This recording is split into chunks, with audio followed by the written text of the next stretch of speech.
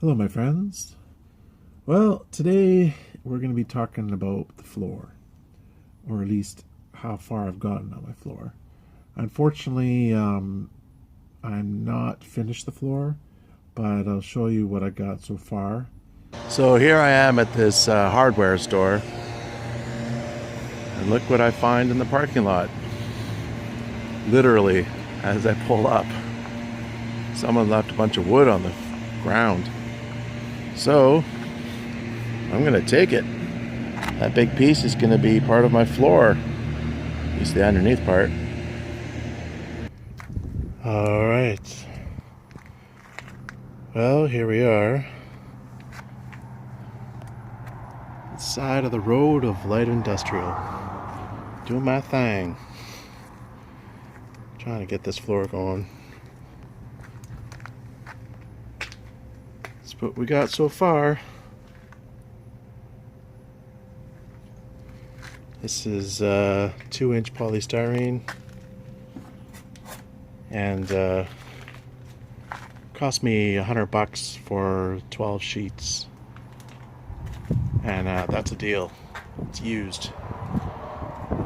If you're trying to do this on a budget, I recommend going on Craigslist, searching for insulation, because this would be way more expensive if I bought it at a Home Depot or Rona or Lowe's or something like that. So, a couple things about the transit you need to be aware of. This right here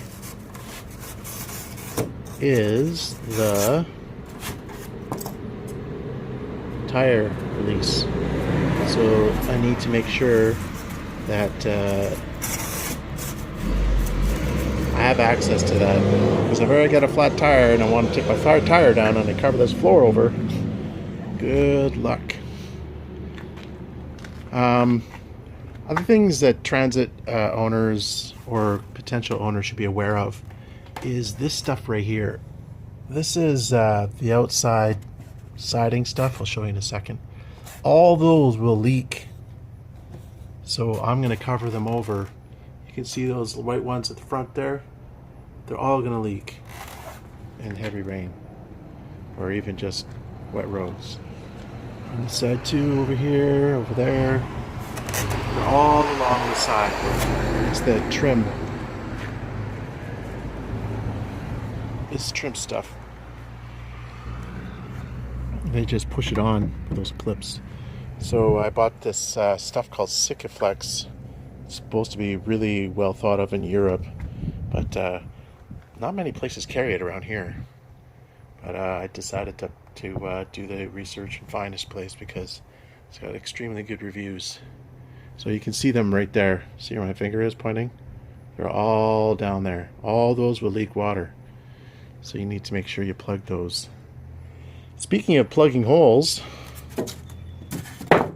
look, you can see the road right through this thing. And that's just under the side step thing, step well cover. So this all has to be filled. I don't know about that hole so much, but all these holes will be plugged. I know that they're supposed to be inserts, whatever, but some have them and some do not. So be aware. So what I'm doing with this is I am making a little edge to reinforce it so that when I step in, it will not give away. If I just leave the polystyrene there over a while, that's going to get crushed. Since the polystyrene is 2 inches, I need to make the 1.5 inches. They call it a 2x2, but it's really 1.5 inches. And add the 1/2 inch plywood. And then, if you press it down properly, it will be even. That's the idea.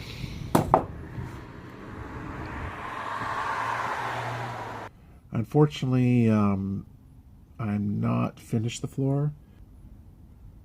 The reason I kind of stopped halfway when the floor wasn't finished is because I'm waiting for this Frost King stuff to come in. I ordered from Amazon. I ordered 4 rolls. So 1 foot by 15 feet each roll. Amazon.ca, it's $22 a roll. The only place I know to get it locally is Lowe's, and they charge $39. That's almost double. But the only thing is I have to wait for the mail, and it should be arriving either tomorrow or the day after. So I thought about just putting this 2-inch polystyrene directly onto the metal floor, because it's 2 inches. It's pretty thick, but there is like a half an inch gap where the ridges are, and vast majority of the year, the time of the year, it wouldn't be a problem, except for those 2 cold months when it's quite cold. Then I might get condensation and moisture build up under there. So I thought, okay, I'll play it safe. I'll buy the stuff. I'll put all this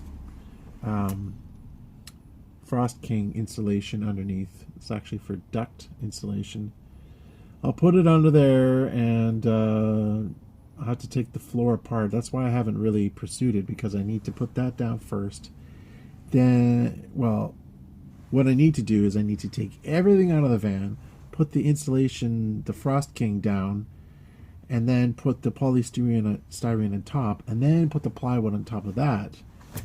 And how I'm going to get the plywood sorted out is I'm going to just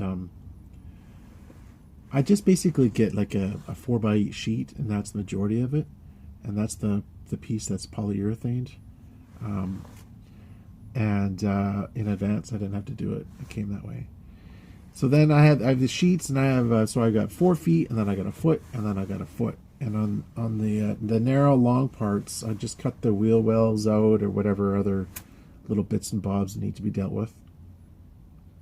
And then I just glue it, and then I use these L bracket things, corner braces, to screw them together while the glue dries. And then once the glue is dry, I take all the L brackets off, and then the floor is fairly firm. So in terms of the plywood, as you may recall, I made a video about toxicity in the van, and part of it was plywood. Unfortunately, the plywood that I'm putting in, well, it's a choice I've made, does have, it's not the Pure Bond stuff. It does have more of the formaldehyde and glues and stuff in it. The reason is because this aspen plywood is apparently a popular wood, and it's quite soft.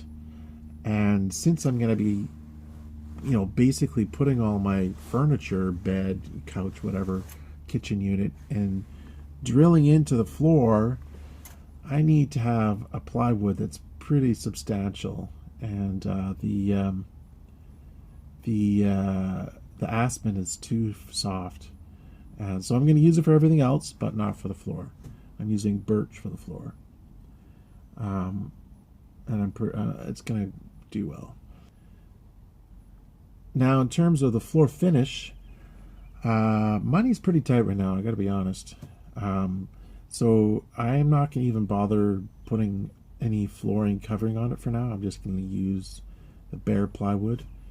And then in a year, maybe next summer, I don't know. We'll see how long. Maybe it'll drive me nuts and I'll end up doing it. But the plan is, it's one thing I can kind of skip right now is not to put the laminate down. I can wait and do that at a later time.